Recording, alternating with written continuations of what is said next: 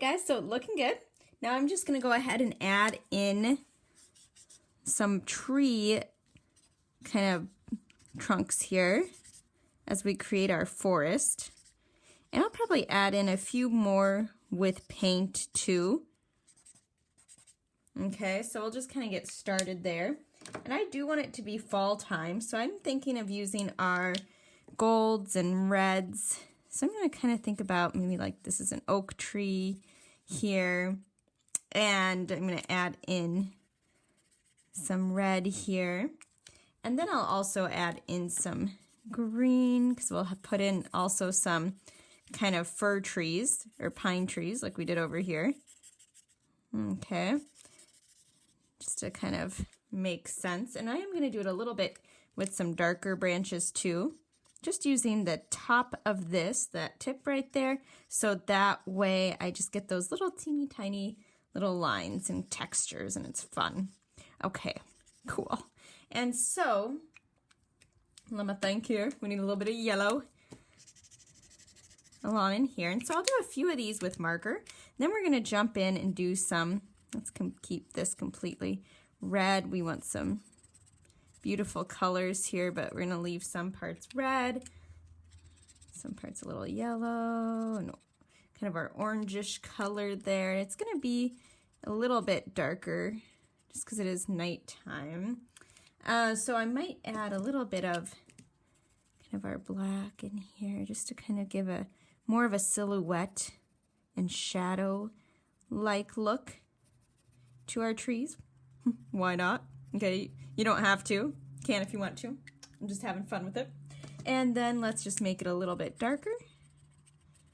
All right, cool. And there we go. All right, there we go. So now we're gonna pull out the fun stuff, and that's the paint. Sweet. Now I'm trying to decide here if I want to add some blues back here before I start painting in the sky. I think I might. Mainly up here, like there's a haze around the moon. And so I'm just, oh, crazy marker, I don't know what it's trying to do. Yellow, not yet.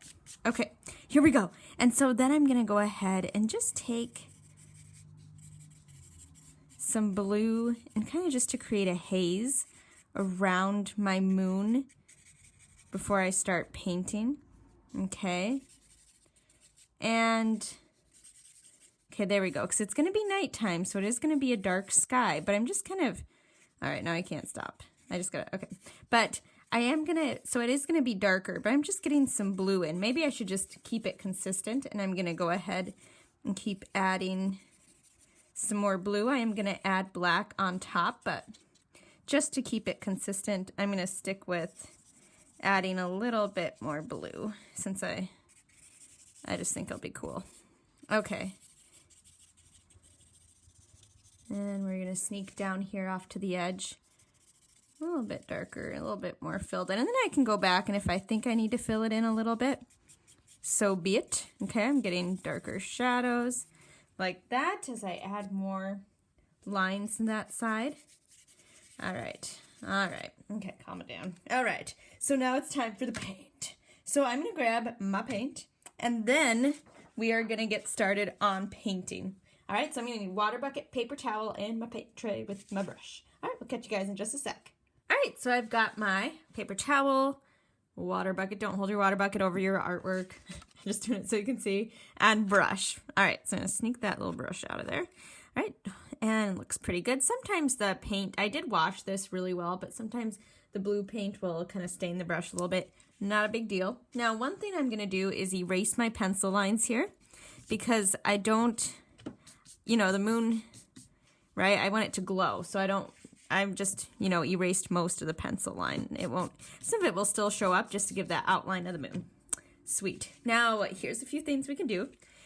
Down here, I'm just going to kind of paint with my water a little bit just to fill in some of those areas because markers tend to be water-based.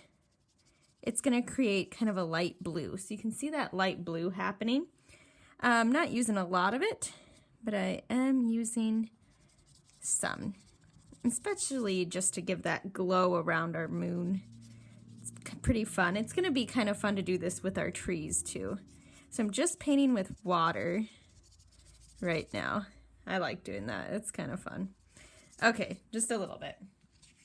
And jump in here a little bit more. Okay, now the next thing we're going to do is add a little bit more to our trees. I'm going to wipe my brush off since I was doing that with blue. Don't really want to do that with blue. I'm just going to add a little bit of a glow. Oops, don't do that. I made a little droplet.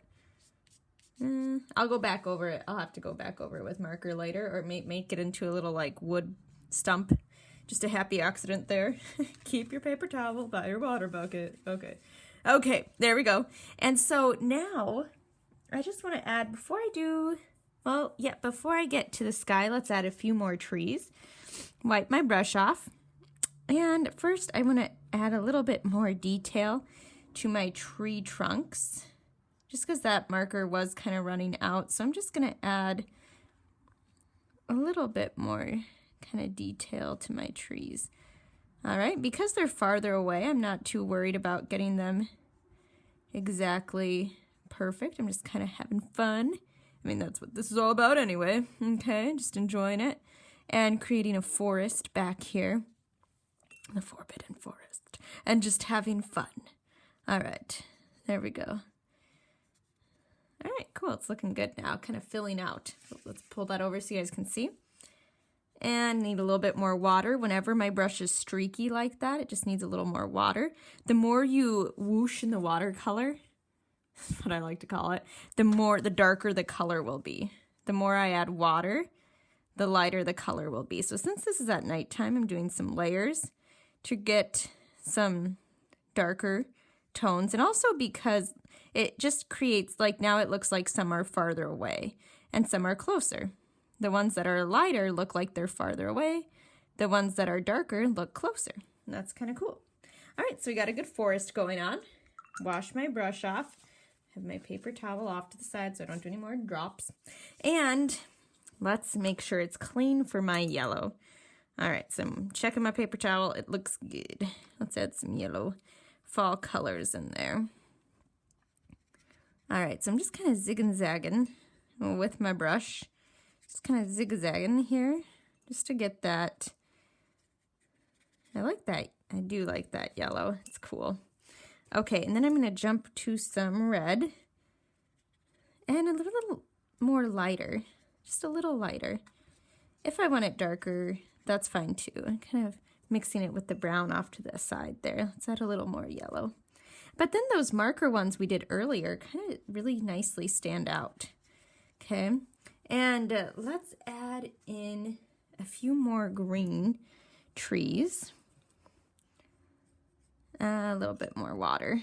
Right, you got to use the water to get the watercolor working. Let's just add a little bit, kind of like shrubbery back in there.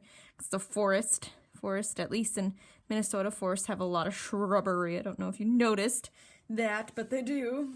Okay, so we got our shrubbery going on back in there, and it looks good. Now, if I want to add, I'm going to add a little bit of brown to the yellow, or blue. No, brown.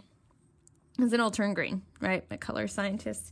And so I'm going to jump with brown, just to kind of get a little bit of a darker yellow for where the moonlight isn't hitting it. And then we're going to jump in, clean off my brush, make sure it's clean, jump to the yellow, add just a little bit more yellow back in. Okay, cool. I like it. Now, if I think it needs a little more red because we did add red with marker, and so if just for a little more, kind of draw it together, I'm just going to add a little bit of red in here just to kind of draw my forest together. All right, that's cool. That's cool. Now, because I kind of outlined here, I'm looking at it, I took a step back, and artists will do this sometimes. They'll take a step back and see, oh, is there anything I should change or add? I think there is. I think I just need to kind of outline my trees a little bit, just to kind of have it make sense with what I'm doing here.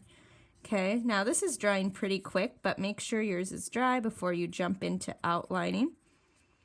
Okay, and that's just going to kind of be consistent with my style that I did over here. Okay, I'm good. Now we're gonna go ahead and do the sky. I know you've all been waiting for it. Okay, and I'm gonna start with, I'm gonna see how dark my blue is, and then I'm gonna jump to maybe some purple and black. So I'm getting all that color, all the red off, and we're gonna jump in the blue here. And just, that's a nice blue. Okay, it kind of matches my marker pretty well. Good. Okay, I'm gonna get a little bit more of that going on. And add some more water. And a little bit more. Okay, cool. I like it. So I'm going to keep going with my blue. Notice I'm going back and forth. And you might have a bigger brush. For this bigger area, I would recommend the bigger brush. But if all you have is a small brush, you just keep going back and forth like this, kind of filling in your spots. Okay, so as soon as I get this darker color here, I jump in my water again and kind of spread out. So I'm going to speed things up a little bit with my first coat of blue, and then I'm going to go back and add a little bit of black. All right, we'll catch you guys in just a sec.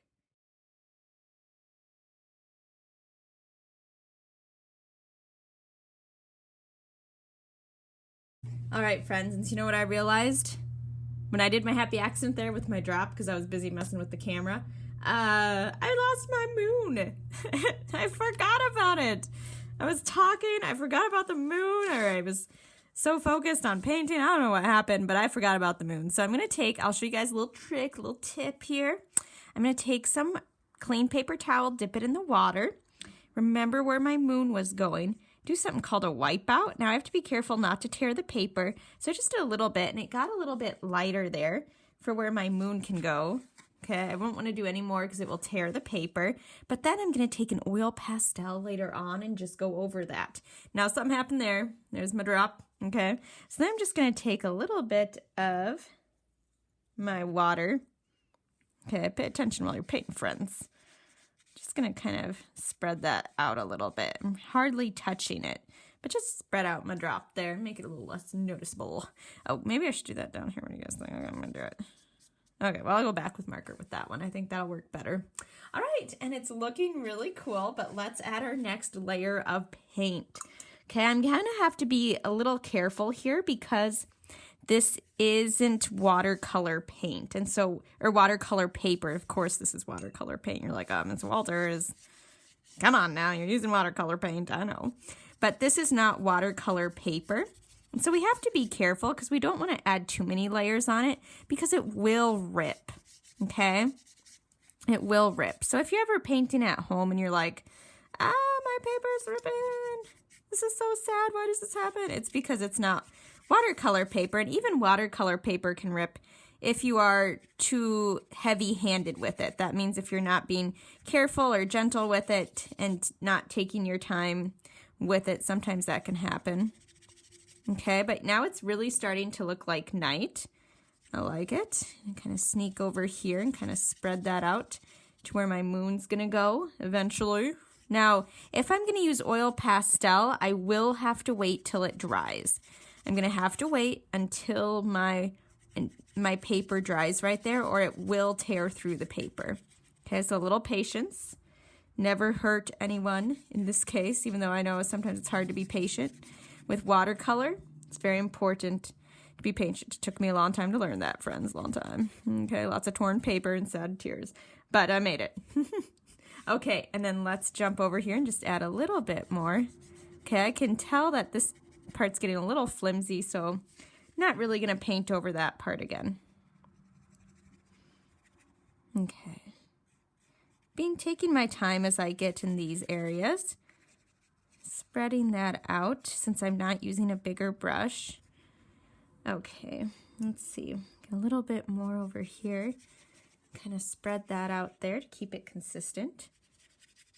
You can see where my moon's gonna go now because I have that nice bright spot with the blue there. So it's not just blank. Okay, looking cool. Let's get a little bit more in here. A little bit more. All right, cool. Then let's jump in here, and I just am going to get a little bit more around the moon. Not anything too drastic, but you know, it needs a little bit more. And I'm just going to get this to be a little bit darker, so I'm going to whoosh more in the black. Just get a few areas nice and dark here, nice and dark to stand out.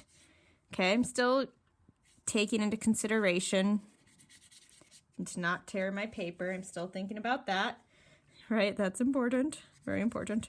Okay, but I'm just kind of looking for a few areas to kind of get it a little bit darker. You don't have to do that, you can if you want to. And looking fun, okay? Now over here, I'm not quite done. I do have this small area to kind of carefully paint in the details. If I wanted to add any paint to my owl, be cool. You could do that. And I'm going to add a little bit of water. I just added water right there. I didn't dip in the paint. Sometimes if I have a thick layer of paint and I'm like, oh, I just need to spread it out, I just dip my brush in the water and that'll spread it out for you. All right, let's just add a little bit more black by our tree. Oh, I'm liking it. I'm liking it a lot, guys. I'm liking it a lot. Okay, I'm just gonna add one more layer here, right in here, just to get that a little bit darker. Yeah, it's looking really cool. Wow, I really like this one.